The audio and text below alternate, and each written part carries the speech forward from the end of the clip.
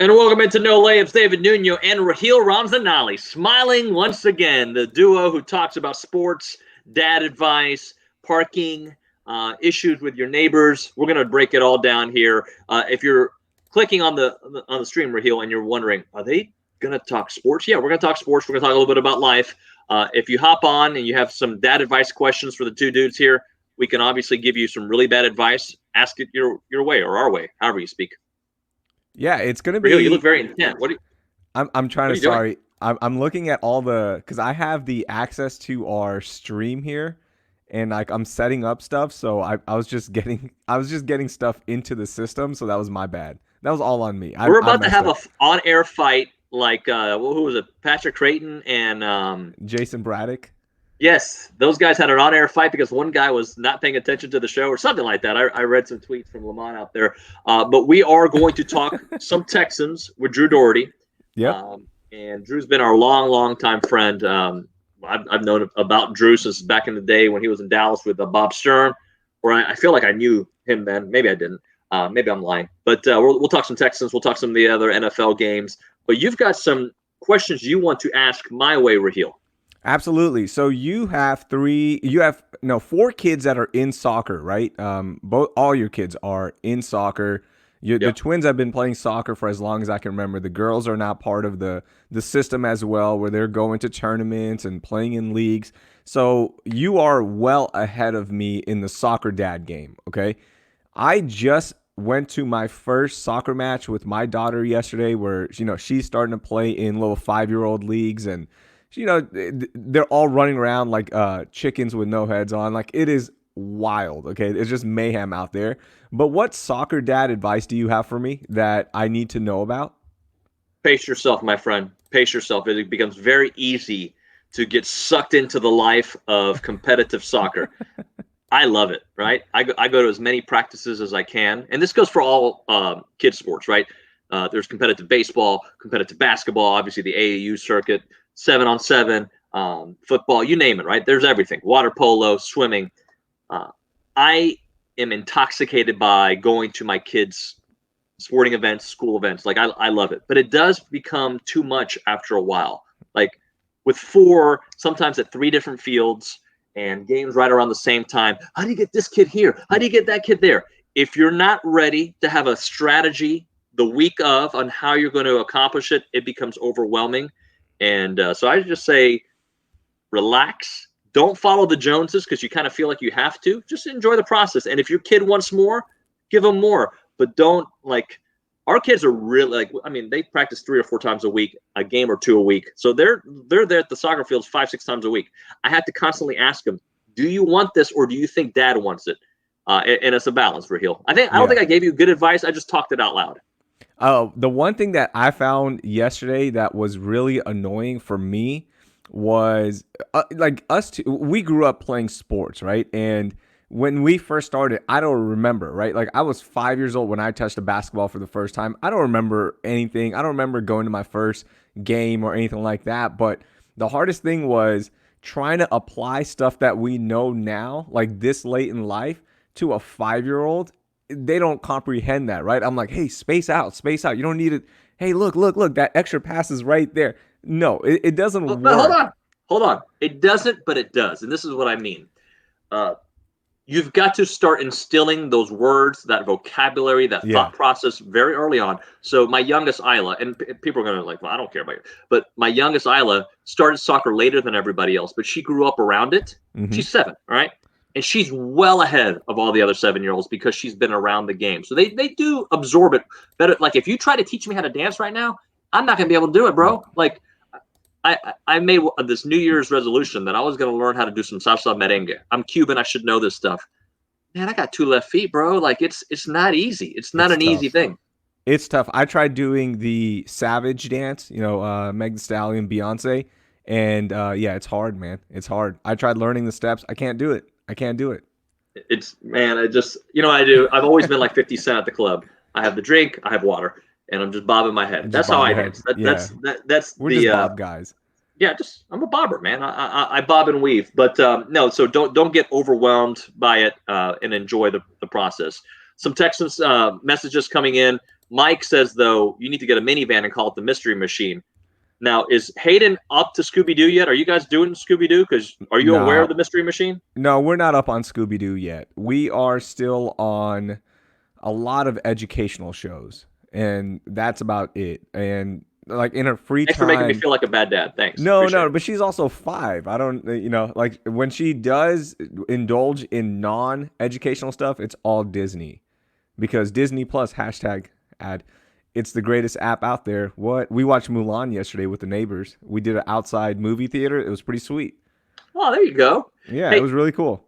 can I make this point? I know Drew's going to be joining us here in a minute. Drew Dougherty from the Texans. But here, can you put this up here from Mike the Rooster? He says, talking about the NFL, nobody cares. Mm-hmm. Too much disrespect towards the police to flag the Constitution and the U.S. veterans. And the reason I want to bring that to light is that I just saw a tweet today, and I can't verify its truth. And I'll try to find it here during the show. That yeah, TV numbers may be down in the NFL, but total viewership is up because of the way people are consuming sports. That digitally on their laptop, on their iPad, wherever it may be, on their phone.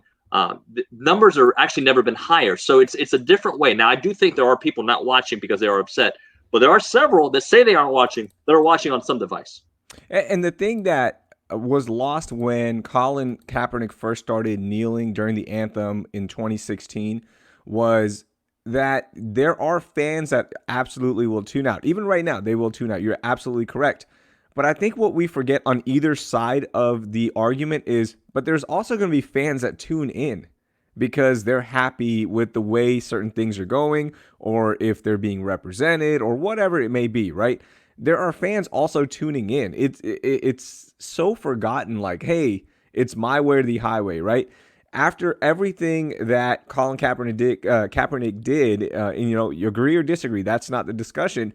Nike still put out a bunch of merchandise they sold out. Nike still, had Colin's back, right? And people bought stuff. So it's fine if you tune out again. We talk about this every week because fans and non-fans always bring it up, so we have to address it. But again, if you watch or you don't watch, the NFL is gonna keep going. Games will still happen. They're still gonna print money. They're gonna be okay. I wish fans, were worth more in the grand scheme of things, but they're not, unfortunately, especially with the NFL. The NFL's king. So that a way to protest or watch, it doesn't matter. I must like you a lot, Raheel, that we're doing this show because Chelsea Liverpool are on TV today. That's a big matchup, buddy. Christian Pulisic versus, well, I guess 2 years ago's Champion League champions, Mm-hmm. Liverpool. I'm very interested in that. We are going to break down more NFL. We're going to talk a little NBA. Dude, can anybody beat the Lakers? They are rolling right now. They look so good right now. Their defense is firing off on all cylinders. They got really physical against the Nuggets in the second quarter, especially on Friday night. That team is rolling, and you've got LeBron, who is ticked off on the most valuable player voting and all of that. So this is a team right now that is peaking. They didn't look good when the bubble started. It feels like last year, but just a couple of months ago. But now they are peaking. That's all it is with the NBA. If you peak during the 2-month playoff window, then you more than likely will win the NBA title. The Raptors ended up peaking at the right time, Yep. compounded by the fact that the Warriors had injuries, and they win the title, right? The Lakers look like they are peaking at the right time. The Bucks, they didn't peak at all in the bubble. They didn't look good. That's why they were sent home. The Miami Heat, they are in the Eastern Conference Finals because they are peaking at the right time. Everything is clicking. So props to them, man. It's interesting right now, and I hope both. I think the Nuggets are going to win one game and it's over. But I think the Eastern Conference Finals is going easily 7 games. That one's going to be a back and forth. Do you remember, I don't know, 2 months ago, the big talk was James Harden is going to be so fresh for the playoffs, so fresh and so clean. He's going to have the time off. He's going to look phenomenal. And people forgot there's another guy, legendary status. I still put him behind MJ. I don't know why I just said that, but I just still do. But who is about to take his record book to another level, who also got that same time off, who's also not going to break down, who's also going to be fresh for the playoffs. His name is LeBron James. And the dude is still the best player on the planet. Easily. Yeah, and when he locks in, look, he's not putting up the same offensive numbers. Like he wasn't that good offensively in the Rocket series, but he didn't need to be. Nope. Their game plan was let's get everyone involved. Let's make it a bench game, right? So let's see what the Rockets bench has. Let's see what our bench has, and they looked great, right? Look how many role players stepped up for the Lakers, and LeBron is just coasting in terms of he doesn't have to take over games just yet, right? He has a really good team around him. But when you need him to take over, right, whether it be defensively or offensively, you can call on LeBron to do that. And he is peaking at the right time. And he looks well rested as opposed to James, who was, as Mike D'Antoni said, they were out of energy at the end of a freaking playoff game. Like, how does that happen again? And that's where they are now. So we'll see what happens with the Lakers. All right, I got to read this one. You know me, I'm the reader. Oh, Mantra, no. I hope I'm saying that correctly. Oh my God, who cares? LeBron can do something. I am not a LeBron guy at all, but he's great, right? Yeah. Like, he's great. He's phenomenal. He's LeBron James. Like, yeah, yes. I mean, yeah. And I think that's brings up another conversation point. Like, that's what we love about sports, like the villains and the heroes, and you're on this team or you're on that team. Like, I grew up a Charles Barkley guy, not a Karl Malone guy. You pick sides. If you're a Kobe guy, you weren't a Shaq guy, right? Like, that's just how you are. I don't know who the bad guy, good guy is in the LeBron discussion, because he and Kevin Durant are the two that are kind of compared to each other, but I don't like either one of them. I know you're Kawhi Leonard guy. Kawhi Leonard would be another one, but Kawhi Leonard also ran out of gas against the Nuggets, and they're at home, so he looked really bad. I've got a question. Drew is waiting for us, so I'm going to ask both of you guys this question. But Drew, can you enable your video so we can get you on? It's a video podcast as well, so I think Drew. I don't know where he is, because he is he's getting ready for pregame. He does all sorts of work with the Houston Texans does TV. He? Yeah, does he is. Drew's doesn't. Oh, he's way busier than both of us. Yes, and he likes to eat kumquats. That we know. Yes, that's how we. Let's see. Drew's video is not showing up, so I gotta wait for him. But I'll ask both of you guys this question when he is ready to go. Well, how about you ask me, and then we can ask him. Okay, let's do this. How much would it take for David Nuno to get this tattoo on his stomach? The Ezekiel Elliott Feed Me tattoo. How much would it take for you to get that tattoo done? So why don't you start throwing me some numbers, because I'm not a tattoo guy personally. I don't like needles. I don't like pain. And I'm not a tattoo guy. That's A. So start throwing me some numbers, Raheel, because I'm thinking it's got to be $1 million, right? Not maybe more, like $1 million. Wow. I was going to start it. I'm going to go $7 million. $7 million? I was going to say starting it off at like $10,000. No, I'm going $7 million. Hold on. I mean, $7 million. Yeah, I mean, first off, Raheel, I'm kind of vain. I kind of care what I look like without my shirt on. Even though that trainer earlier today called me out. Hey, Drew, can I ask you a question? We got to turn on your mic. Let's act like we've been here before, Drew. I got him. Hold on. All right. Unmute your mic, Drew. I'm trying to unmute his mic. He's not. I think he has to do it on his end. There he is. Sorry, I'm a Zoom guy. I'm like a GoBot living in a Transformers world, and I've got a camera that's like really good. That's like I'm looking there, but it's not on the laptop for some reason. I apologize. Yeah, let's do this, guys. I'll figure this out here. Let's go. One of my favorite people ever, Drew Dougherty here. He's in our top 50 people that we know that work for the Texans, right? Oh, easily top 50. Did I make it? I made the top 50. I might even put him top like 38. It's not bad. I don't know. There's that one guy at the games that works on the second floor. Really nice. I have him at 38. Wow. And Drew at 39. Sorry, buddy. You got put at 39. 39 is admirable. Look how many people work for the Texans. Before we get going, I just want to say it's good to be on with you both. I know you guys have khaki pants on your legs. You have Clay Walker banging in one ear while you listen and talk to each other in the other ear. And you have anger and hatred in your hearts. So let's go. There you go. He just said anger and hatred. In a good way. And I like the soccer dad tips earlier, because I've got a 7-year-old playing soccer for the second straight year in a row. So Rapid Robert Dougherty doing good things. I don't know that the Real Madrid program is going to try and get him overseas, but he's doing good things, and I'm enthused by what I've seen so far. Were you, when you guys first started taking your kids out there, ideally you're like, okay, They're going to go to one match, all right? And then there's going to be a scout for whatever team, and they're going to say, "Wow, this is it. Hey, kid, you've got the stuff. Why don't you move to Europe?" No, I had no thought of that because I had seen the practices and I was like, yeah, that's not gonna happen. I have that moment every once in a while. I'm like, this kid's going to get a scholarship tomorrow, like literally. And then I have that moment like, how in the world is this kid playing? They don't know what the heck they're doing. I have both. I frankly went yesterday to the match and I was like, okay, well, this is it. This is the day my daughter is going to be taken from me and has to move to PSG's camp and program. And I'm sure there's scouts in Sugarland waiting. You know, they're just like, hey, there she is. That's the one. Why don't you come for the national team as well? We're going to put you in the program and then you can go to Europe. But it turned out there were no scouts there. There's just a lot of parents. That was it. That happens. It happens. So we do need to talk some Texans, right? Yeah, Obviously. Yeah. And Raheel, I'm sorry that I missed your private chat a second ago. We are going to talk some Texans here in a second. That being said, Drew, you saw the tattoo. I'm putting mine at $7 million. What would it? Because I mean, I care what I look like without my shirt. Right. What are you putting it at? What's it say? Feed me. It says Whatever. Feed me. Mm-hmm. I don't know. I don't have any tattoos. It's not for me. You don't put bumper stickers on a Lamborghini, but I don't know if you're saying 7 million. I don't know that I'd have to go that high. I'd Okay, here's what I offer you two. Okay, you two are legit guys that love working and doing what you do, right? Like you guys love. I think Drew, you love doing what you do. David, same thing. You guys enjoy your job. You love it. It's awesome.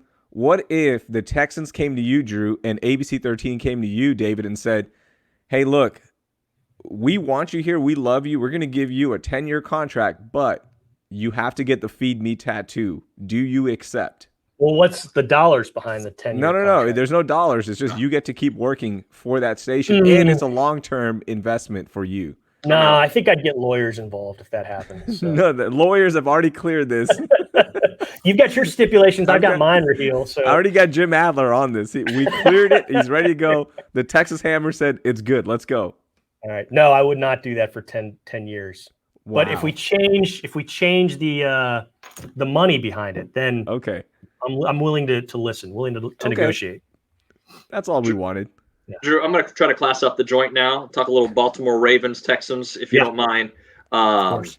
Because this is a matchup that I'm very worried about for several reasons. Because we saw what Lamar was able to do last week. But did you see something in the Texans' second half against the Chiefs that gives you a little more optimism that they kind of figure some stuff out, at least offensively?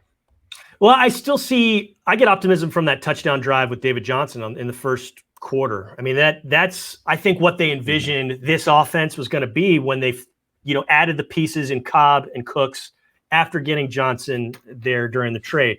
Now, I'm not ever going to throw any salt or dirt or whatever you want to call it on DeAndre Hopkins because he's one of the greatest Texans ever. He's amazing.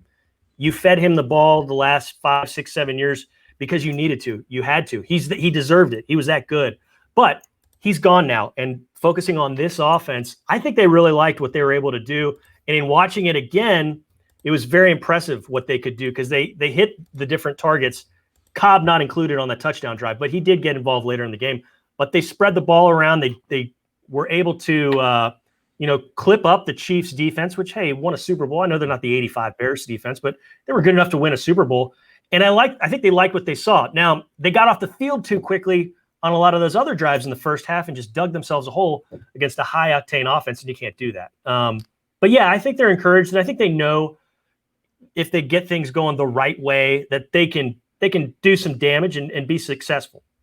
Drew, the other thing, every team is different, right? Like you saw last week, the Ravens and the Chiefs, they're bringing back so many of their prime players that have been there, that understand the system, and that's why they were rolling on all cylinders. They look fantastic. Right. The Ravens put up 38 against the Browns. The Chiefs did what they did against the Texans. It's different with the Houston Texans, and every team is different with the way things went in this past offseason, right? With no training camp, with the Zoom calls, all of that. It was all so rushed. Yep. What have the guys been saying in terms of getting that experience on the field last week, the practice this week, and just getting on the same page to get this offense going and the defense going as well?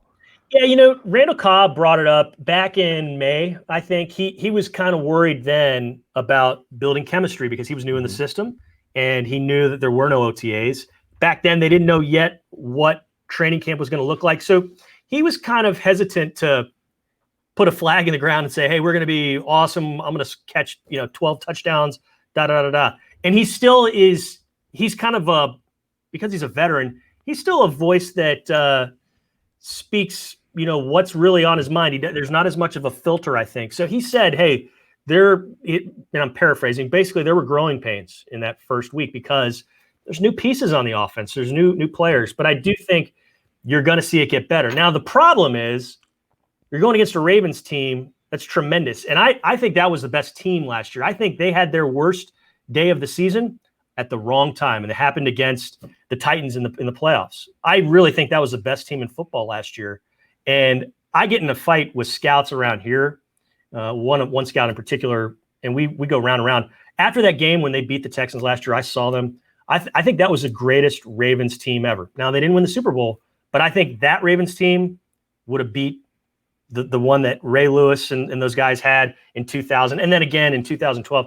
Yeah. I mean, that team is tremendous, and they're all back, and they've added Calais Campbell, and Lamar Jackson has another year in the system. This is a tough matchup for any team, including the Texans. So, Drew, and you work for the Texans, so I hate to put you on the spot here, but Raheel and I were discussing where Deshaun ranks with all these young quarterbacks.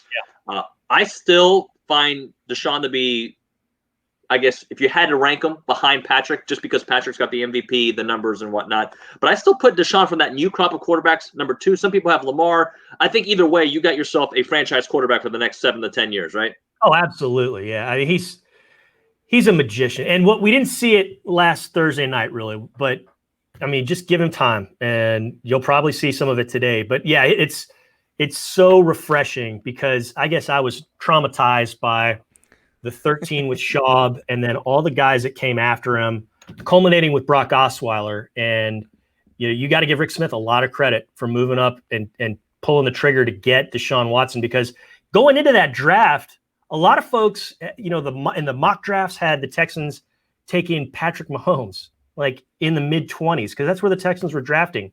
And had they not taken him, and had they stayed put, I think they would have just gone with TJ Watt, because I knew there was a lot of enthusiasm for him in the building. But yeah, I mean, you see why he is the second highest paid football player of all time. You see, I can't wait, because I think once they get through this 2-game stretch, you're going to see a lot more heroics and a lot more great things happen because of this chemistry building, like Cobb was talking about and Cobb was wanting to see.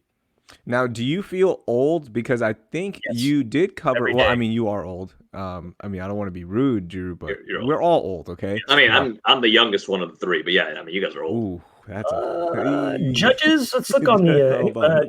Let's get the scorecards, Drew. And yep, that's incorrect. Anthony Weaver, you were here when he was playing, right? I believe you had 1 year. I just missed him. Yeah, okay, you missed him. I got an 09. I think his last year was 08. But I'm very familiar with him. I know who he is. Yeah, it's so crazy to see that a guy like David, you and I covered him. He was great to us. He would join us on our show all the time. To now, he is a coordinator and has all of this praise coming in. You're like, what? This is Anthony freaking Weaver. The guy that we were covering is now our defensive coordinator here in the city of Houston, and has a chance to leave his print on a defense that has been just, critiqued to heck. Okay. Let's put it that way. How cool is it covering Anthony Weaver and seeing him do what he's doing? And then also just talk about the defense, what you've seen so far. Well, the first part of it, it's been great covering him. He has been in the building now for 4 or 5 years, and just a good dude, a very clear communicator, whether it's with the football team, whether it's with folks like us. I mean, he's going places, and it's not surprising to see the success that he's had as far as getting promoted. And I think the success you're going to see with this defense this year. Now, I don't know what to tell you about the defense, because I don't know that you can truly gauge a defense after going against that offense in the Chiefs. Now, they did some things early, and they had their chances, but they dropped an interception. You can't do that.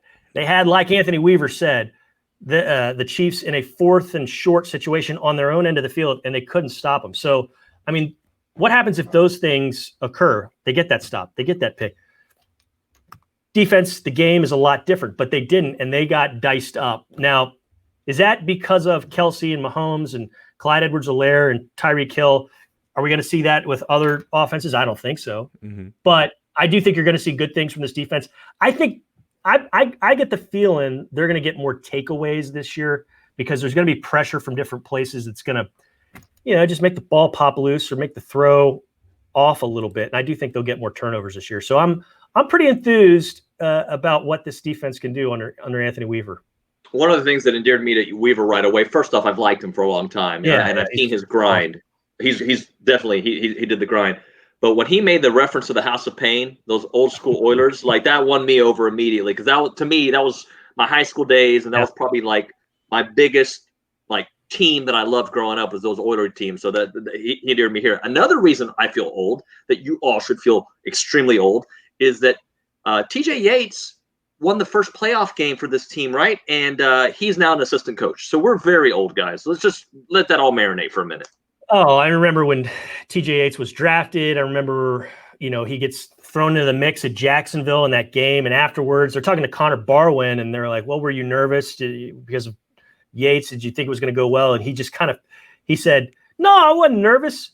We worked out with him all summer long. We played pool volleyball with him. He was on my team. We dominated in pool volleyball. And so I always think of that when I see Barwin or when I see Yates. And yeah, we're very old. And I love the House of Pain reference too, because those were, we love those teams, and no team will ever break our heart like those Oilers did. No woman could break our heart like those Oilers did. Rest in peace. Those days, I did want to follow that up with Justin Reed. Man, we've all loved him since he got here. The way he talks, the way he operates, how polite he is, the kind of warrior he is on the field. Could this be that year for him where he takes his game? I mean, he's been escalating, but he really takes it to another level. Yeah, I mean, last year he practiced every single practice, starting training, like mid-training camp on, in a red jersey. So you had the three quarterbacks in red jerseys, and the red jerseys are, hey, you can't hit these guys. You got to stay away from. He had one on too. So it was the three quarterbacks and Justin Reed, because his shoulders were so messed up. Yet he's out there every Sunday, had a solid season, above average season. He was one of your leaders on defense. Now his shoulders are fine. So I can't wait to see what he does, because you're right. He is a warrior. I mean, I don't even know what he was playing through pain-wise. We'll never know that, because that varies person to person and your threshold and whatnot. But yeah, I can't wait to see what he does, because he's got healthy shoulders and he should be able to, to have range of motion, pick off passes, all that other stuff. What time do you start up your pregame stuff right now with the Texans? The game's at the pregame. The pregame show gets going about an hour before kickoff. So we're going to do that around 1:15. It'll be up on HoustonTexans.com, the Houston Texans mobile app. And funny, setting this thing up with you guys, you texted me and you're like, hey, can you do it at 11:20? I was like, no, we're doing our pregame show, because I'm still programmed for noon games, and I'd forgotten this is at 3:30. So my apologies on that. I didn't like your tone there, Drew. I didn't like it at all. I did. I use that tone because we're all buddies here, and we can joke about that. But I was like, no, I can't do that. I have a pregame show of my own to do. So I know. What's the wildest COVID protocol that you can talk about being in the building? It's nothing too wild. It's really it's reassuring. I mean, this is probably the safest place in Houston, other than maybe a hospital. You have to fill out a questionnaire to get in each day. You have to get your temperature taken each day. You've got to take your temperature at home each day. When you walk in the building, the players have these sensors where if you just look, it's got a facial recognition camera, the door opens. We don't have that because there's more of us, but there's touchless doors, which that's the coolest thing, because I've always got 19 bags in my hand. I need like 4 other arms, but I've always got these bags. I can just wave my hand and, the door opens. How many wardrobe changes are you doing where you have 19 bags, Drew? I've got my suit and tie set up. I'm wearing jeans and a polo right now. So my only 1 or 2 changes. What are the 19 joke bags about for? That, what is that? Why do you have 19 bags? Why do you have so many bags? Okay. Maybe I was exaggerating. Maybe it was an exaggeration. So there's 2 bags. 2 bags, yeah. Okay, just man up. Sometimes okay, 2 bags of coffee, okay? Is that all right? My man Drew's over here talking like he's doing Elton John costume changes for the pregame show.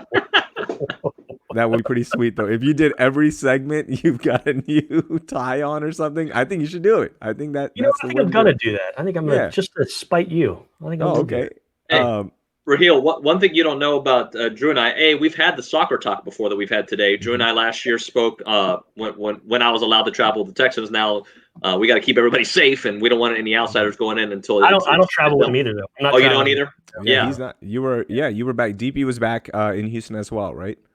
Yep. Yeah, and that's the travel. way it should be. It's to keep everyone safe, and the NFL's done a wonderful job, and they should be commended on it. But Drew's also an avid swimmer, Raheel. I don't know if you know this. This guy used to go to West Virginia and go like to this country club where like rich people go all the time and get his swim on before we would practice. And he would brag about it when I was working a 16-hour day. Like, yeah, I got my swim in this morning. What about you? And he'd give me that little dirty look. I'm a big bragger. I enjoy bragging. When I can lord over other people things, I take the advantage and I do that. So yes, I was bragging. I do take issue with the expert swimmer clarification because I don't wear a swim cap and I don't wear Speedos. I wear board shorts. I do wear goggles though because that'll just mess with your eyes. But yeah, you gotta go goggles. How do you? But that's an insult to swimming that you're wearing board shorts. Like at least go with the 7-inch seam, man. What are you doing with board shorts? I mean, they're not like floppy board shorts. They're kind of tighter, but they're and they are made by Speedo, but they're board shorts. They're not Speedos. I do laps in my Nike compression pants. Nice. Yeah, I don't think the recreational pool. I don't think the lifeguards appreciate it. But look, I'm going for speed. Okay. Hey, you swim too, huh? No, not really. Just when David gets me into it, and he's like, "Hey, we got this sprint try. We got to train for it, bro." And I'm like, "Okay, I'll go swim," and I'll do it for like a week, and then I stop. Hey, Can I tell you guys something? We're friends here. Nobody else is listening, right? I got a friend by the name of Juan. You guys might know him. Yes. He wears those compression pants in the pool. I'd expect nothing less from him. He does it, and he doesn't care. He's just like, whatever, I'm going to get in the pool like this. You better love it. We're joking about him now, but the transformation since when I met him and met you guys to like I'll pat him on the back, and he used to pat him on the back, and like there'd be some wiggle there. He's a rock. I mean, he's muscles now. So yeah, kudos to you guys for getting him into that. Slow down, dude. No, he has muscles. Yes, he does. He's not he's he's still. Has he made massive progress? Yes or no? It's all about perspective, guys. Yes, sure. I mean, yeah. I'm planting my flag. He's a rock. See, he's a rock now. Okay. Drew knows us. We're never going to give him props. That's why we're the worst. That's why I'm here. I got to give the guy a little bit of props. No, okay, I know. Yeah, you got pregame stuff getting ready. Yep. But do you have time for our same 5 questions that we ask every guest? Yes. All right. You guys, yes. Let's do it. You are the host of Drew's Dozen, which is a great podcast. You guys should subscribe to it after you finish listening to No Layups on whatever app you're listening on. So make sure you subscribe to Drew. And you have great guests on. You have people from the team, the players, anybody around it. So it's a great, great podcast. Can't recommend it enough. But now you are going to be on the hot seat, all right? Oof. Okay. Yeah. Get ready. It's super hot. Here we go. Before we start though, I want to get both of you on it soon. You guys up for that? Drew's Dozen? Yes. Okay. Yes. Right. Only if I get to go first, because I don't want to go I don't want to go second. Marking it down. All right. Perfect. Look, David doesn't even want to be part of it. I want to be part of it. Yeah. Just don't even bring him on, Drew. Don't let him on now. Of course I want to go on the show. No. I insist.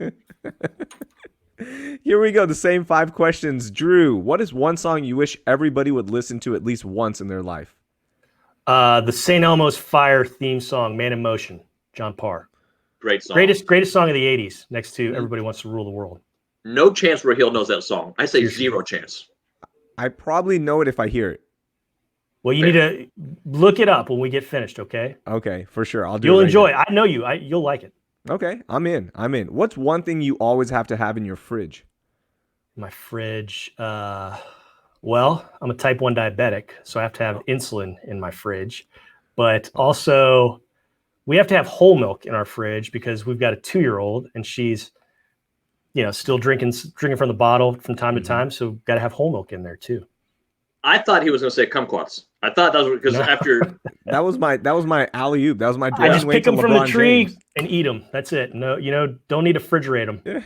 True story. For you guys know, I didn't know that was such a thing. I didn't know that was a fruit. Like I guess Cubans avoided that fruit, or I was never. They're all over term. Houston. You saw them growing up. You just didn't know what they were. Never heard the Or term. loquats. I guess the loquats is the correct. Yeah, but we joke around and call them kumquats because that's what. Anyways. Yeah, that's what they're officially called. That's why we go official titles. What's one place you want to visit that you haven't yet? Oh, a zillion places. I'd like to go to Italy. I'd like to go to the Seychelles in the Indian Ocean. I'd like to go to Australia, New Zealand. That's like 6 answers, Drew. Yeah. Just one. Yeah, One's fine. Please. Italy. How about Italy? Where? Do you want to go Rome? Or you want to be basic? Of course. Rome and Sicily. Because my man. wife's family's from there. So. Oh, really? My wife's family is from Corleone. That doesn't mean anything to Raheel. He hates that movie. You've never seen The Godfather? She's never seen The Godfather, my wife. Drew, why don't you come back home and not disrespect us, Drew? That you gotta do that? Is that do you have to talk like that or that is disrespectful. I'm Irish too, so yeah. I don't know what that. The Departed. Sorry. Yeah. The Departed. Who's one person you want to meet and have coffee with that's alive? We're not resurrecting people. Sorry. Right. Yeah. We don't have the budget. 3 for 3 or 4 for 4. Let's see if he says the same one everybody keeps saying. We'll see. No, it's probably not. Golly. Off the top of my head, how about? Not that hard. Really not that hard. One person I want to have coffee with? Or water. And you're going to pay for it too. They're not going to pay for the coffee. Well, yeah, if it's that good of a person. Man, I'm thinking too hard about this, right? Bo Jackson, how about that? Oh. Who'd you guys think I was going to say? Would he have the shoulder pads and the baseball bat behind him? That would be great. I don't think he would. I don't think he would agree to that, you know? Sorry. We thought you were going to say former President Barack Obama because everybody picks former President Barack Obama. Every week. Every week. It's like I guess guaranteed. I'm basic, yeah. And when you said Bo, we're like, oh no, here we go. The streak is alive. Bo Jackson. Oh yeah, okay. All right, last one. What's one app you want to delete from your phone but you just can't?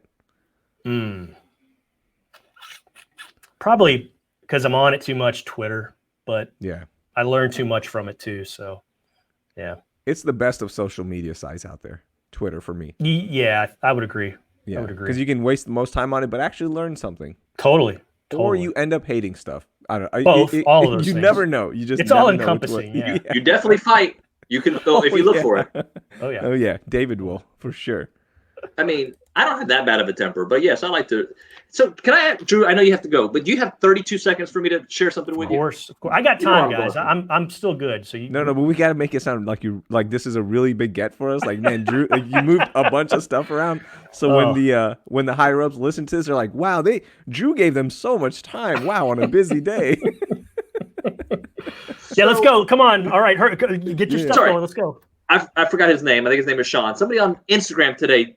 He's a football trainer or a fitness trainer. He tagged me. He goes, "Hey man, it's time for you to look better than the athletes that you interview."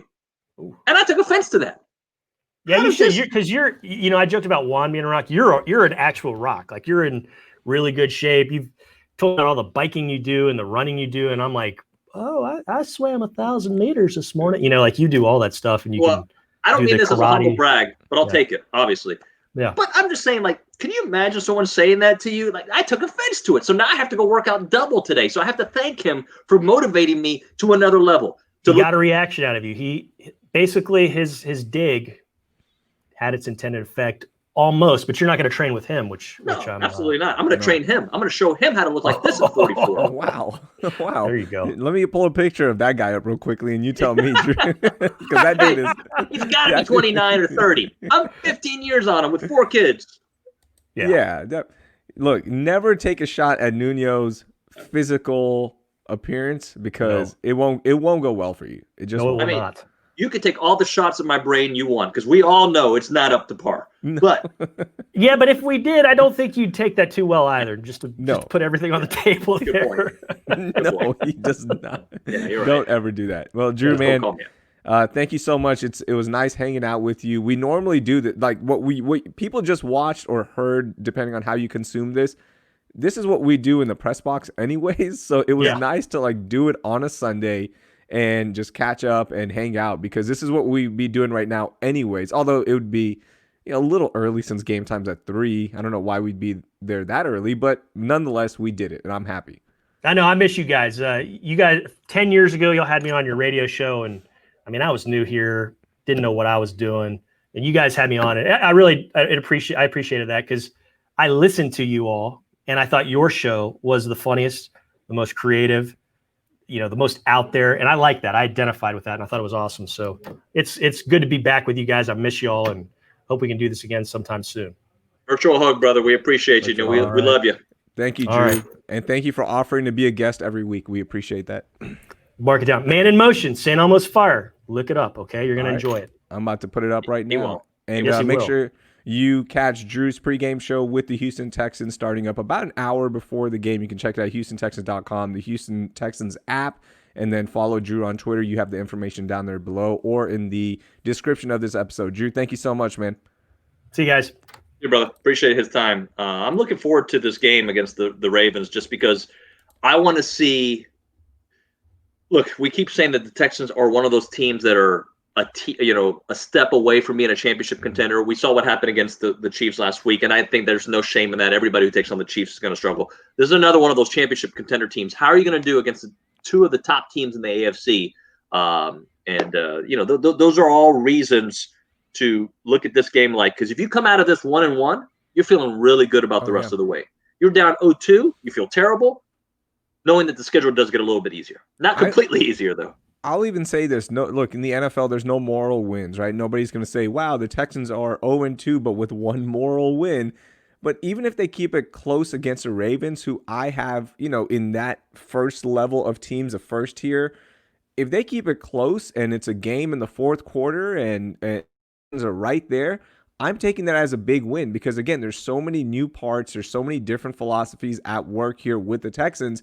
To see it hit in game 2 with 14 games left to get that chemistry down to hopefully peak in the playoffs, that is a big thing. So I'm excited for that. I just want to see a good, close game more than anything. But right now, look, the Ravens are a better team. As I mentioned, they have the parts. They have parts that have worked together. They have philosophies that have worked together and has been part of the system, the culture, the chemistry, all of that, right?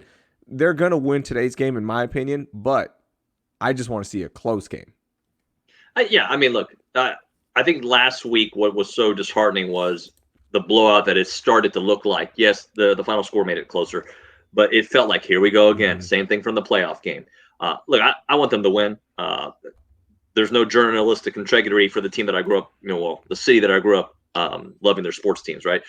That being said, yeah, of course, a game where you have your chances that they just get the best of you. You're at home. There are no fans there. A week to, a couple extra days to get ready because of the Thursday night game. Hopefully, we see a Texans team that plays very well for 4 quarters. This is a winnable game. It's at home against a team you can beat. It could, yeah. It's going to be fun, man. I'm excited we have it. And again, kudos to the NFL. Like you mentioned earlier in the show, second straight week, no players or coaches have tested positive for COVID-19. And they're not doing a bubble scenario. So this is a lot of personal responsibility. So kudos to everyone. And hopefully we can keep this going. And it stays clean the entire season. So we do have football at least. Yeah, no, we have some football. It's look, man, I have to give the Texans some props on how they have handled in the NFL, because you look at what college football, how many games do we get canceled or position groups getting canceled? So far, the NFL has been very clean. And I think part of that, there's a couple reasons for that, Raheel. I think they've done a great job in implementing their system. They started after everybody else, so it allowed them a little bit more time to gauge the information. I think the 16-game season helps as well, and training camp helps because they're so busy. They don't have time to go party, hang out. Like it's literally an all-day job for them. There's no travel to go hang out on the road in Miami or wherever you may be. There is travel, but it's the day before a game. I think all those things play into it, and I think the NFL has got to figure out how to keep that place airtight. Yeah, and there's so much personal responsibility in this, right? As you mentioned, yeah, it is a full-time job for these guys where they are exhausted. They're not leaving the stadium until late. But still, we've seen that in the past during NFL seasons where players will go out and party and do stuff, especially during a home game week, right? And there's personal responsibility involved in everything that we do as humans, right? And they've done a good job with that so far. So props to the players and coaches as well for not going out, not, putting yourself in a place or in a situation where you could contract the COVID-19 virus. So that good on them, man. I will say it. I know we're not out of the woods by any stretch, No. and I know a second or third, whatever wave you want to call the next one, is going to be. But the last few weeks have felt not normal, but kind of normal with mask, right? There's been a little bit more just like kind of getting back to what our new normal is. And there's been different phases of that new normal. But with all the sports happening at the same time, with Texas opening up to 75% capacity at most places, gyms doing the same thing. We'll see. We don't want to be Spain, right? Spain cleared it, and then they got hit again a second time. We don't want to be that. It's starting to feel a little bit more normal. Absolutely. All right. We got a bunch of NFL games to get going to. We've got the 12 o'clock window starting up right now. The Texans will be on about 3:25, 3:30. Enjoy the game. We'll have a full breakdown for you on Thursday as well and recap some of the big moments from the game. Drew was awesome. I really enjoyed talking to him and just having our normal conversation in public, and people can, I think we're a little bit different when it's no cameras, but still you got the essence of the Drew, Raheel, David hangout that we do on Sundays. The dichotomy. Oh, look at you, Mr. Big Brain. Wow. I just want a word that I like to use from time to time. We appreciate all you guys watching. Crystal, we see you in there. Kelly, who cares? People care, and people don't care. There's both. How about that? If you ask the question, I'm going to answer. There's some people care, some people don't. What are you going to do? Everyone stay safe. Follow all the rules and warnings with Tropical Storm Beta that is now in. I don't like the way you said that. Beta? Beta. Like, beta? It's just beta. No, but I got to add my own flair to it. It's beta. No, it's not beta. Did you know in Urdu, beta means sun? I did not know that. I don't speak Urdu. I do not. But now everyone knows. Can we just try to say beta just once? I want to see how you say it. Yeah, hurricane, or no, not hurricane, tropical storm beta.